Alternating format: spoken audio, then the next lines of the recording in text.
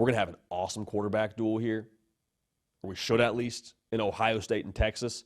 Quinn Ewers very quietly going for over 300 yards against Arizona State.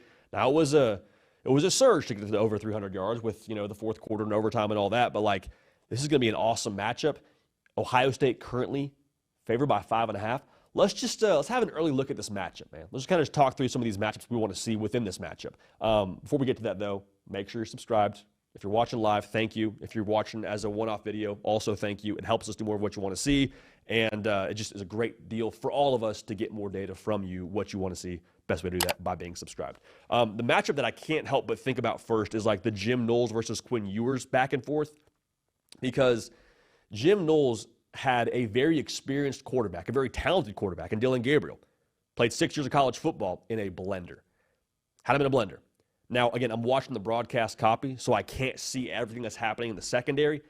But in some way, shape, or form, whether it was Ohio State just locking up on the back end against Oregon, or whether it was Jim Knowles being the mad scientist that he is and cooking up some tough pictures for Dillon Gabriel, they had them really reeling a little bit here. And when you have a quarterback reeling, it means he has to try and find a way to buy time. When he has to buy time against this Ohio State defense, usually they're going to get home.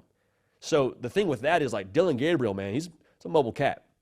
He can hurt you with his legs. He can make something happen off script. Quinn Ewers, not really his bag. He can move and shake a little bit, but much less than Dillon Gabriel. And Dillon Gabriel was sacked 8 times in the Rose Bowl?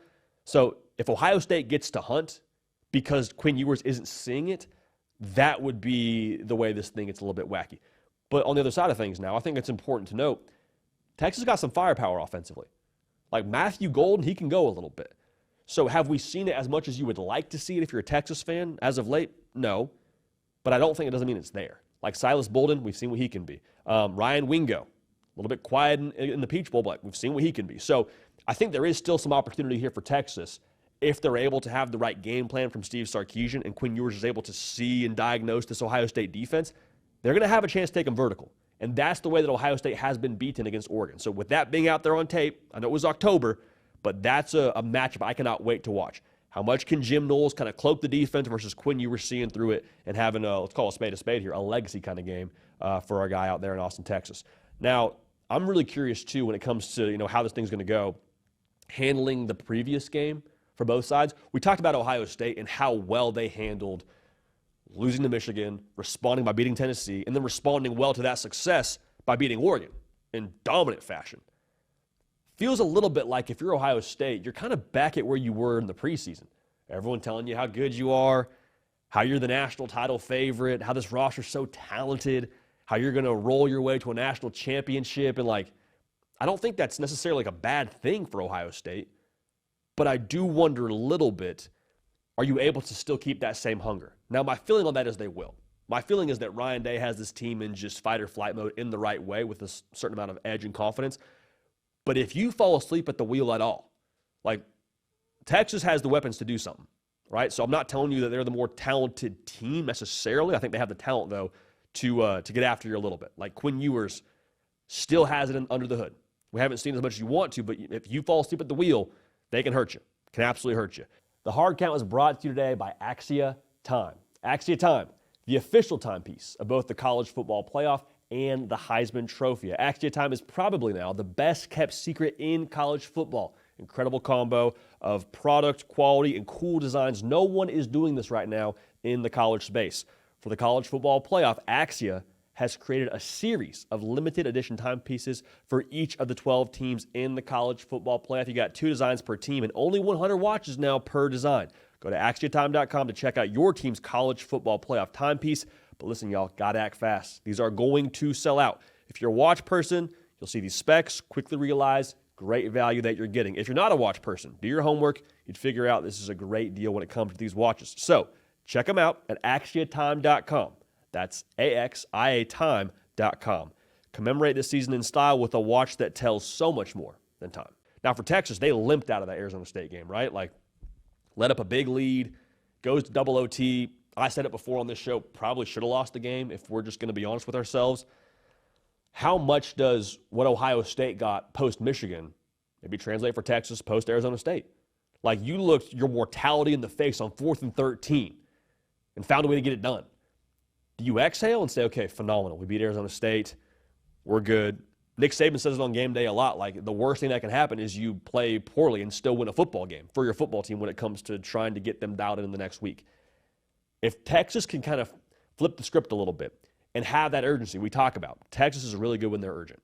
When they're aggressive, when they're pushing the ball downfield, that's the Texas team that would scare me from Ohio State.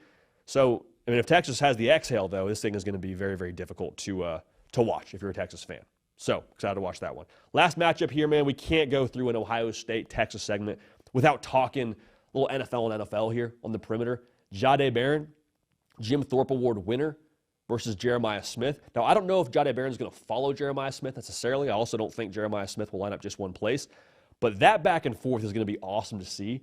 We saw it in the Rose Bowl, man. Jeremiah Smith putting up Randy Moss meme kind of numbers. Jeremiah Smith for Ohio State can be like the yeah, but, if you will. Like, oh, Texas jumps out to an early lead. Texas running the football. Yeah, but Jeremiah Smith erases that in 2 plays. Well, Texas, they're having a great day offensively. Sark in his bag. Yeah, but Jeremiah Smith is just a guy that you can't give one-on-one coverage to. You do that too frequently, he's going to make you pay. Generational gets overused in this industry, 110%. Jeremiah Smith is generational. Make that very, very clear.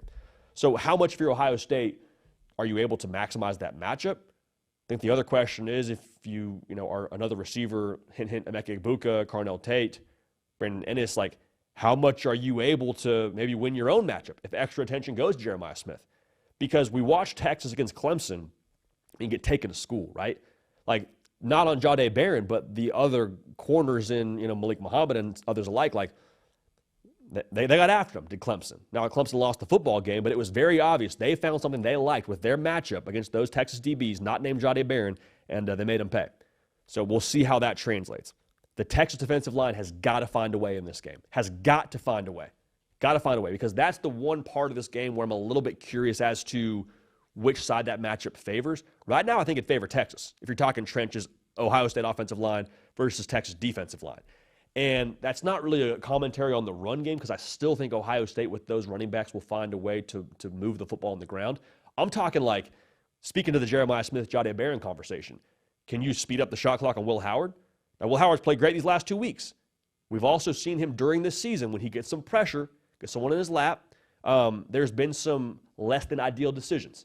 So Colin Simmons, let's hit the Normatec boots, the hyperbaric chamber, the cold tub, all that. Let's get ready to rush the passer, baby. Now, you're a true freshman. I get it. We need you.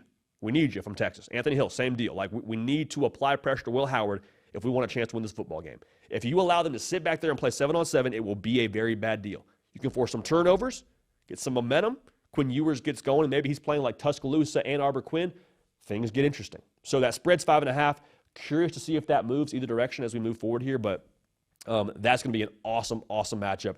And I cannot wait for it. A lot of just talent on talent across the board here. So it should be a really, really good game, and I can't wait to watch it.